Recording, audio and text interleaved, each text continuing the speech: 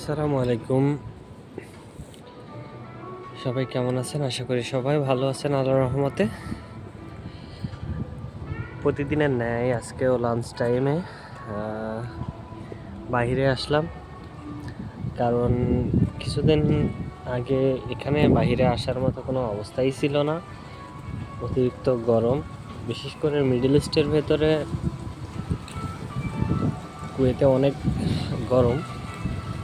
তো সামার শেষ, এখন ওয়েদার চেঞ্জ হয়ে গেছে, এখন উইন্টার চলে আসছে প্রায়। তো ওয়েদারটা এত সুন্দর, মানে বলার মতো না, অনেক সুন্দর। হালকা হালকা বাতাস, তারপরে সমুদ্রর সামনে থেকে যে বাতাসটা আসে অনেকটা ভালো লাগে। আর বাহিরের দৃশ্যটাও আলহামদুলিল্লাহ অনেক সুন্দর।